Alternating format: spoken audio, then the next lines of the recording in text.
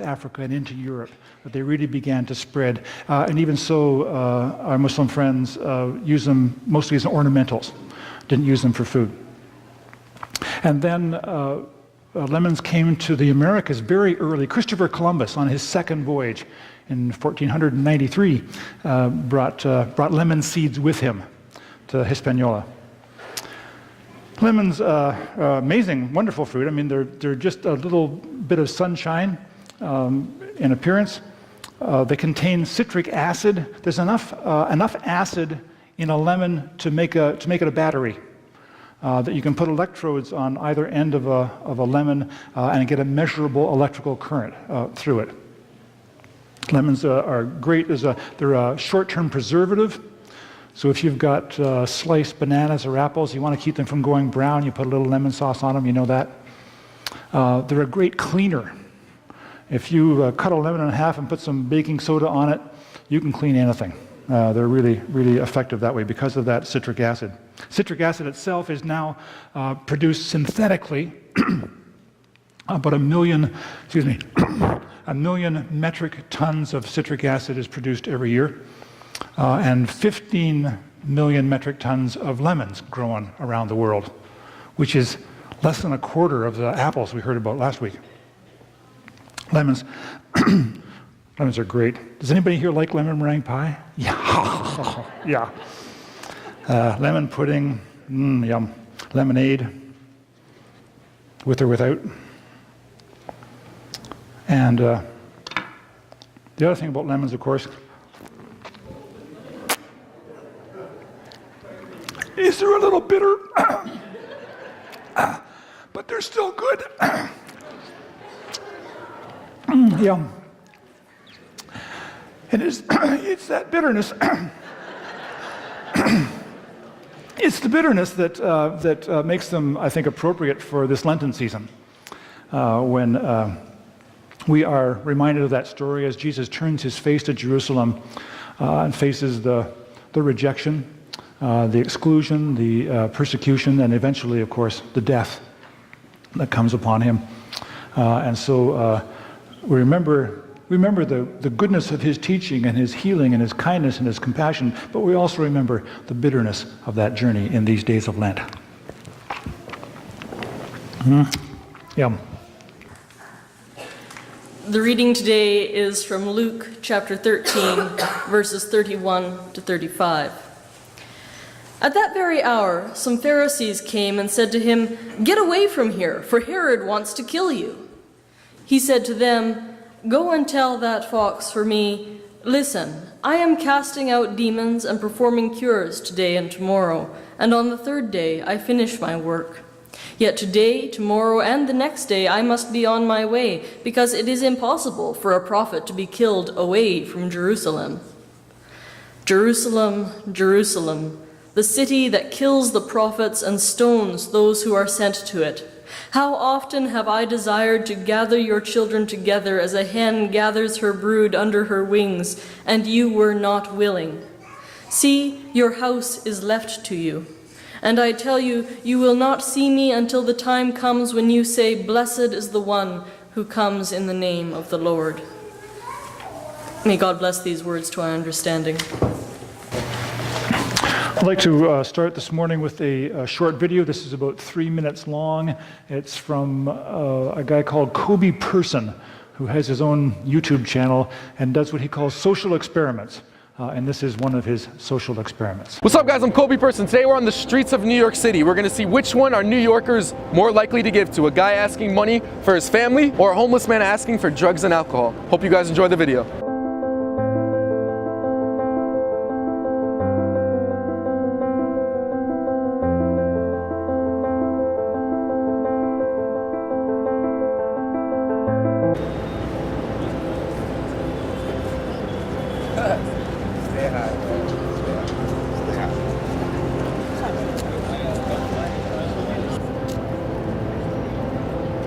Hey, and I got your bottle, but all I have is $1 for you. Look, there you go. Make sure you get a big bottle. All right.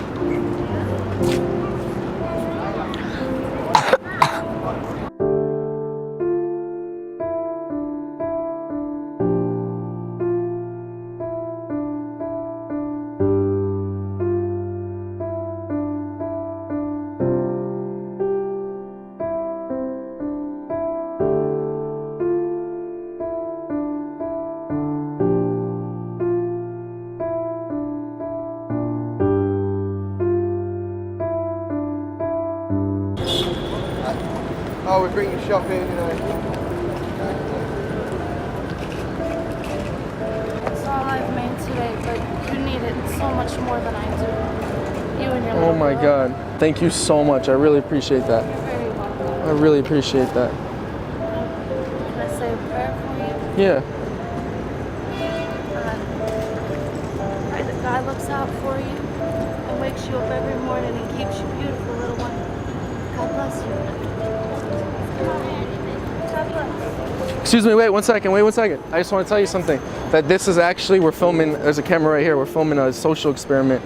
And that was the most amazing thing in the world because you're homeless, you said you need it more than me, and you gave what you made, and we're not, this actually, no one else has actually gave. People, thousands of people walk by and they don't do anything. I want to give you something for that, maybe just to help you out. Here's give you like $100 and it could do something. Like, you're just amazing. You were going to help us when you don't even have a lot yourself. I really appreciate that. Just want to give you a hug. Thank you so much. That was amazing. You're a hero.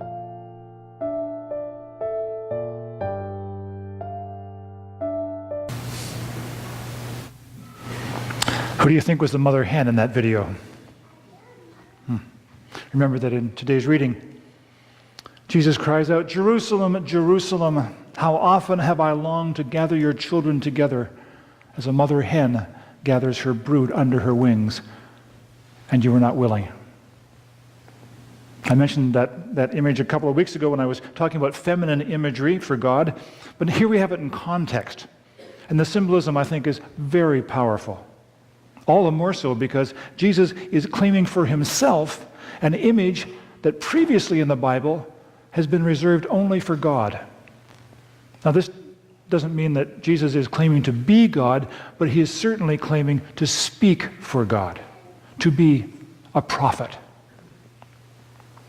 This image of the mother hen is one of gathering, embracing, including, welcoming, caring, sheltering, protecting, of making oneself vulnerable for the sake of others. So who was the mother hen in the video we saw? It wasn't the man who gave with the advice, "Stay high, man." It wasn't the guy who said, "Get yourself a big bottle." It wasn't the father with the two kids in the motorized toy car who walked by the little girl because, after all, his kids were all right. No. Of course, the mother hen was the woman who had so little but gave it to someone she thought needed it more, and who stopped to look them in the eye and even to say a prayer for them. And I can't help, when reading about God's desire for gathering and sheltering, I can't help when seeing how quickly and easily we become inured to the suffering of others. I can't help but be reminded of the provincial government's decision to change the definition of homelessness, which has resulted in the loss of funding to the lighthouse and therefore a loss of programming, to do so against the advice of the Saskatoon Police Service, whose members know perhaps better than anyone that the lighthouse provides services not just to a few poor lost souls, but to improve the lives of everyone in Saskatoon. We're a long way from Tommy Douglas in this province if we can't afford to help ourselves by helping others. Well, let me tell you about another mother hen. Cicely Saunders was a tall, shy young woman in an era when tall, shy young women typically didn't stand up straight. But she did. You can see her good posture in those pictures. She was working as a hospital volunteer in England just before the beginning of the Second World War, when she noticed something strange in her workplace. The hospital didn't treat dying patients very well. The doctors tended to ignore them and to see the dying as a medical failure. The nursing staff didn't do much better. Many of the palliative patients suffered from unrelenting pain that could have been relieved with strong opiates like morphine or even heroin, but the patients weren't given such drugs or were given them sparingly because they're addictive. It's difficult for me to understand an argument that says it is better for patients to die in agony than it is for them to die peacefully, but with an addiction. Now, in their defense, many doctors, raised on the principle of first do no harm, find it difficult or even unethical to provide a treatment that does cause harm, even if the patient and many outside observers can see beyond that immediate harm to a greater good. It's a debate that's still going on in medical circles.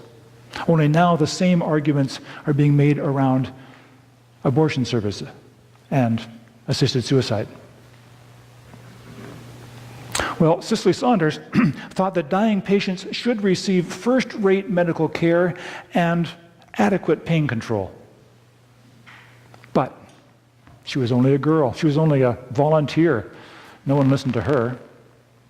So she went back to school and became a registered nurse.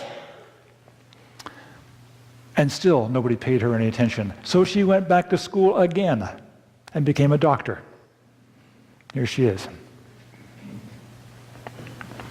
And finally, she was part of the conversation. Finally, she could do something. And she did. She did groundbreaking research on pain control. And after years of struggling to put the funding together, finally in 1967, she opened the first standalone hospice in the world. The first one ever, in 1967. Now, Cicely Saunders, who died in 2005 at the age of 87, was the mother of the worldwide hospice movement. And I would say she was that mother hen. She was a mother hen who reached out, who gathered in, who welcomed, who included, who sheltered, who cared for. I should also say that Cicely Saunders was a staunch Anglican, and it was her faith that inspired her to do the work that she did, and that strengthened her and carried through all those long years of study and finally achievement.